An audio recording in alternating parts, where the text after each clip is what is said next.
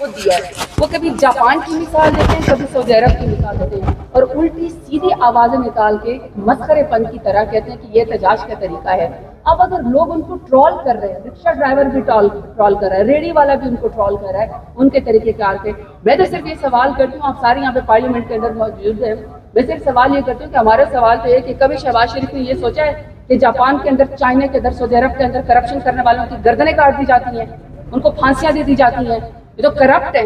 16 ارب کے اثاثے ہوتے ہیں, ان سے منی ٹریل پوچھو تو کبھی قطری شہزادہ آ جاتا ہے, کبھی قطری خط آ جاتا ہے, کبھی کہتے ہیں اونٹوں پہ لاد کے جو ہم یہاں سے وہ پیسے لے کر آئے ہیں, اس لیے منی ٹریل ان کے پاس ہے نہیں. تو جو شہباز شریف کے اگر لوگ اس کا مذاق اڑاتے ہیں, یہ موقع شہباز شریف نے خود فراہم کیا ہے.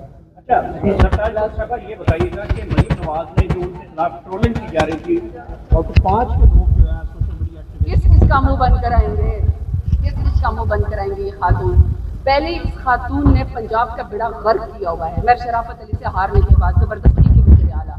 پہلے پنجاب میں فنڈامنٹل رائٹس اس وقت ختم ہے, کسی خاتون کا گھر محفوظ نہیں ہے, نوجوانوں کی اس نے ہتھکڑیاں لگوائی ہیں, یعنی توہین مریم نواز.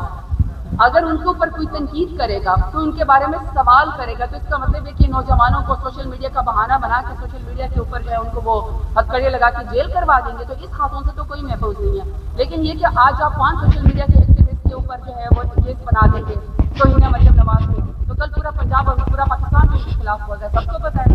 پھر وہ ٹک ٹاک پہ چلتی ہے, پرفارمنس تو ویسے 0/0 ہے. حکومت جو ہے وہ جیت کے آئی نہیں ہے, وہ الیکشن تو جیت کے آئی نہیں ہے. اس لیے سوشل میڈیا پہ پابندی لگانے سے بہتر ہے کہ اپنے کرتوت بہتر کریں. آج آپ لوگ اس کے اوپر تنقید کر رہے ہیں, آپ کے دور میں بھی صحافیوں کو اٹھایا گیا تھا, اس وقت VPN کی جو طریقہ کار تھا بند کرنے کا, وہ آپ کے دور میں شروع ہوا. میں آپ کو ایک بات بتاؤں, کبھی بھی کسی دور میں کسی کے ساتھ بھی زیادتی ہوئی, کسی صحافی کے ساتھ زیادتی ہوئی ہے یا کسی عام عوام کے ساتھ ہوئی ہے زیادتی ہوئی, اس کو ہم کبھی بھی سپورٹ نہیں کریں گے. لیکن یہ تو کبھی بھی نہیں ہوا نا کہ پاکستان میں پچھلے 2.5 سالوں میں پورے پاکستان کو آپ یرغمال بنا دیں.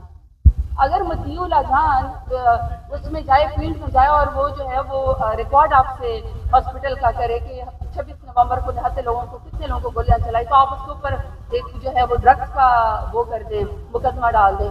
آپ اگر یوٹیوب چلائیں, آپ کل دکھائیں, تو آپ کا دیکھو اس طرح کی کبھی بھی فنڈامنٹل رائٹس, میں نے تو یہی سنا اپنے بڑوں سے کہ امریت میں بھی کیسا کبھی ایسا نہیں ہوا جس طرح اس فارم 47 کی حکومت کے اندر ہو رہا ہے. لیکن اگر کسی کے ساتھ بھی کسی دور میں جاتی ہوئی تو ہم اس کو سپورٹ نہیں کرتے. 47 کی اس کی گورنمنٹ کہہ رہی ہیں, تو خواجہ آصف نے مشورہ دیا ہے کہ جن کے پاس اختیار ہیں پھر آپ ان سے مذاکرات کر لیں, تو وہ یہ مشورہ مانیں گے؟ خواجہ آصف کو تو نہ ڈیفینس منسٹر ہونا چاہیے, نہ اس کو اس پارلیمنٹ کے اندر ہونا چاہیے, کیونکہ وہ ریحانہ ڈار سے سیالکوٹ میں بری طریقے سے ہار چکے ہیں. شرم آنی چاہیے کہ ایک والدہ کی عمر کی ریحانہ ڈار, ایک خاتون نے اس کا مقابلہ کیا, اس کو الیکشن کے اندر ہرایا, پھر یہ شخص زبردستی پارلیمان کے اندر آیا دھاندلی کر کے فارم 47 کے ذریعے, اور اب ڈیفینس منسٹر بن کے معزز بنا ہوا ہے, تو اس کی بات کی کوئی حیثیت نہیں. یہی ہے پاکستان میں جدھر جائیں جہاں پہ ہیں عوام اناس آتے ہیں, چاہے وہ کسی بھی قومیت سے ہو, تصویر نکالنے کے لیے محبت کا اظہار کرتے ہیں. یہ آپ لوگ خود میڈیا جرنلسٹ ہیں, یہ آپ کو کسی اور کے ساتھ نہیں نظر آئے گی. اور یہ جیلیسی نے جو ہے نا میرا دڑن تختہ کیا ہوا ہے, اس میں میرا قصور نہیں ہے. لوگوں کو حسد ہے کہ بھئی یہ عوام اتنی ان کے ساتھ کیوں محبت رکھتے ہیں.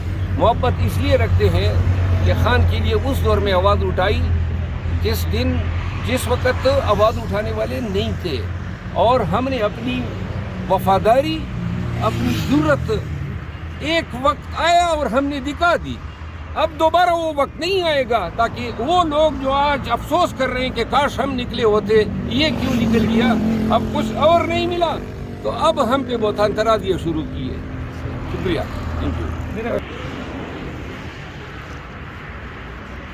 Thank you. شکریہ.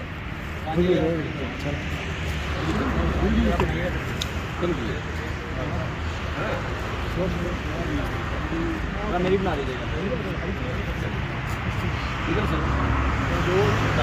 گا. ماشاء اللہ, خوشحال ہو سوشان, زندہ باد.